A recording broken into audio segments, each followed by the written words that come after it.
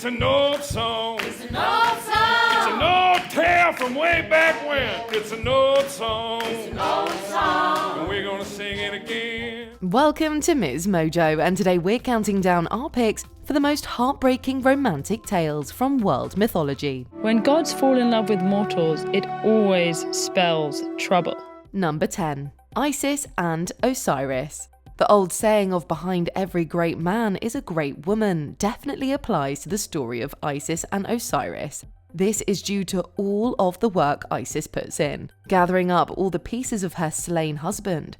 Oh, did we forget to mention that the great and all-powerful Osiris was murdered and dismembered by his brother Set? Well, this truly is a big day for the family. I, Set, shall be your one true king. Isis was able to reassemble Osiris and send him to the afterlife whole, ensuring he would live on as a king there. However, she remained behind to raise their son alone. Under her guidance, he grew into a strapping young god who defeated Set to assume his rightful rule over Egypt. This Egyptian myth symbolizes not only the seasonal cycles of death and rebirth, but also the country's belief in the afterlife.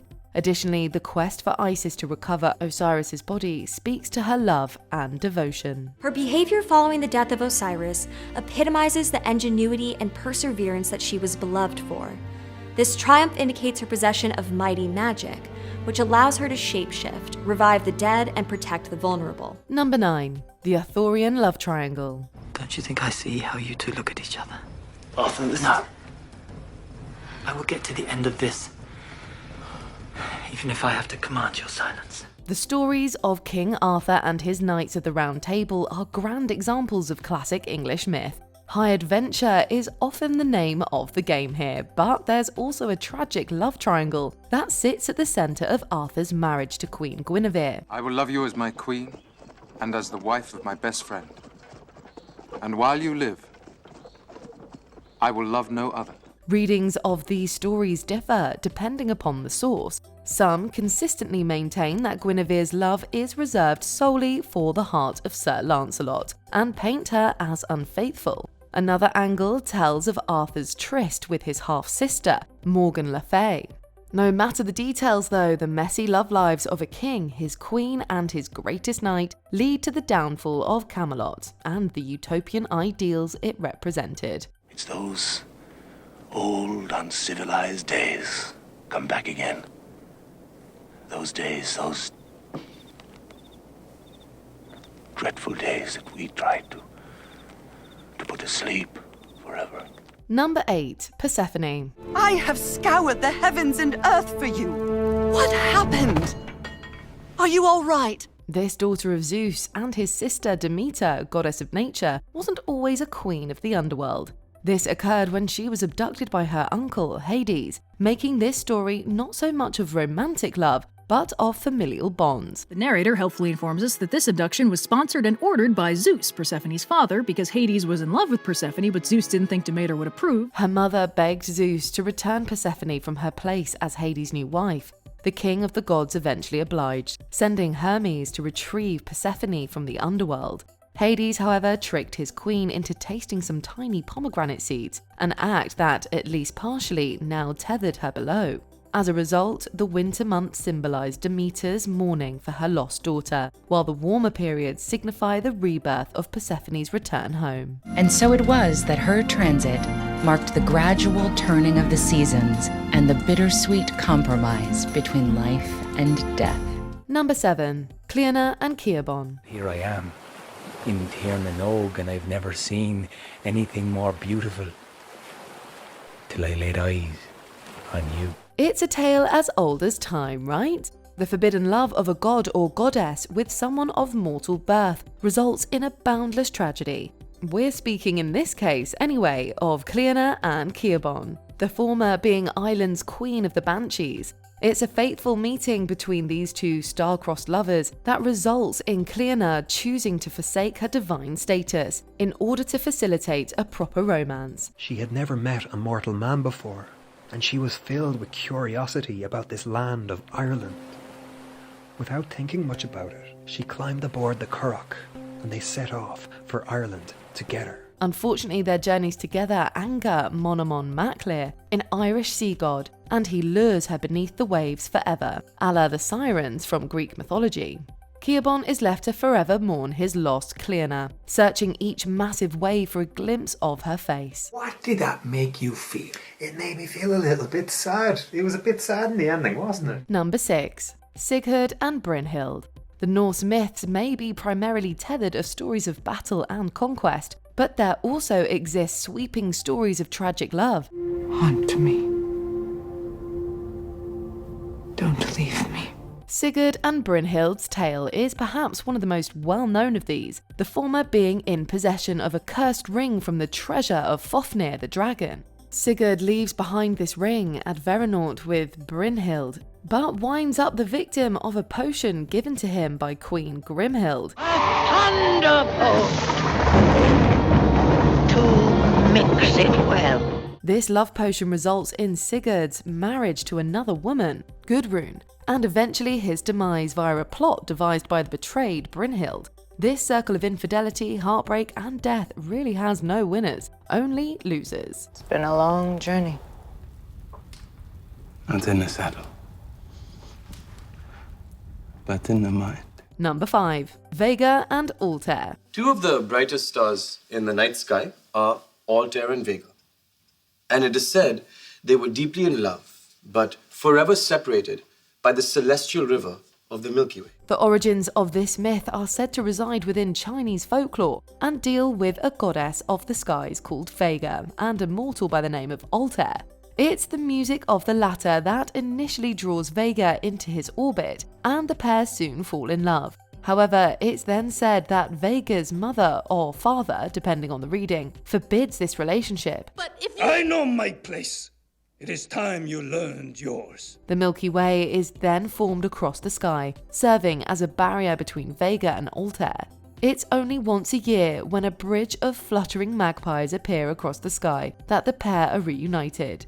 If this does not occur, however, then rain will fall, signifying Vega's disappointed tears. Above the clouds, each lover attempted to wade through the surging stars, but no matter how hard they struggled, the gulf between them only grew wider. Number 4. Baldr and Nanna.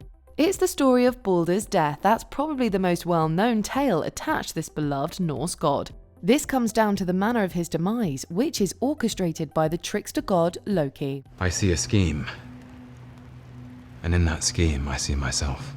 Worrisome dreams of Baldr's death trouble his mother, Frigg, so much that she holds every living thing to an oath never to harm her son.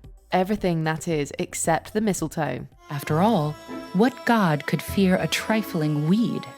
At this, Loki dashed outside to find a sprig of mistletoe. It's this mistletoe that's then given to Baldr's brother, Hrólfr, by Loki, and shot as an arrow into Baldr, killing him.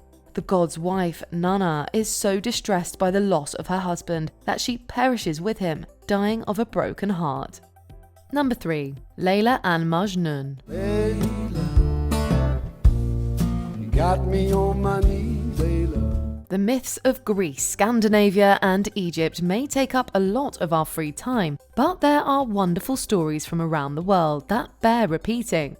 The tale of Layla and Majnun is one that's related across the Arabian Peninsula in Southwest Asia. It's also one with a theme that still resonates today, as opposed to the more fantastical stories of gods and monsters. Their love was not powerful enough to overcome any obstacle, and cruel clutches of destiny swept the two inseparable lovers away. It all comes down to social class and wealth, since the poet Majnun is forbidden from marrying his true love Layla, who is of noble birth. Majnun is driven into exile as a result of their separation, composing plaintive poems for his lost love, while Layla pines for him within an unhappy marriage.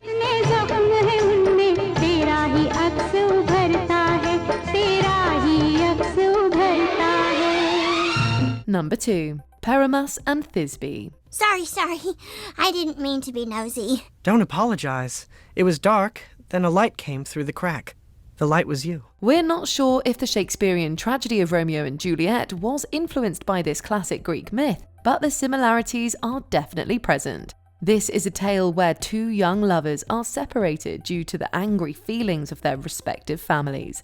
This feud drives both Pyramus and Thisbe to communicate in secret via a small crack in the wall both families share. My love, thou art my love, I think. Think what thou wilt, I am thy lover's grace, and like Limander am my trusty still. The predictable set of fatal misunderstandings follows their decision to meet in person, whereby Pyramus destroys himself after believing Thisbe to be dead. She, upon finding his body, then does the same. Oh, sisters three, come to me with hands as pale as milk. Lay them in gore. Before we continue, be sure to subscribe to our channel and ring the bell to get notified about our latest videos. You have the option to be notified for occasional videos or all of them. If you're on your phone, make sure you go into your settings and switch on notifications. Number 1. Orpheus and Eurydice. You didn't know how, and you didn't know why, but you knew that you wanted to take her home. The music of Orpheus was a powerful tool. It helped earn him a beloved wife, Eurydice, and even managed to move Hades and Persephone to tears. Orpheus's journey down into the underworld in search of Eurydice is initially a story of dedication and fealty.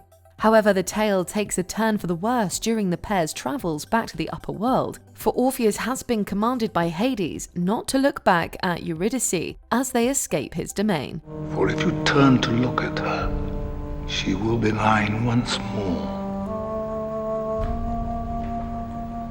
You hear me? The hero adheres to these terms at first. However, Orpheus simply cannot resist glancing back to make sure that Eurydice is still behind him, only for his wife to fade away, back into the underworld. Separated from Eurydice, Orpheus swore never to love another woman again. Instead, he sat in a grove of trees and sang songs of lovers. What do you feel is the most underrated world mythology? Let us know in the comments. Like a fool, I fell in love with you. You turned my whole world upside down. Do you agree with our picks? Check out this other recent clip from MsMojo. And be sure to subscribe and ring the bell to be notified about our latest videos.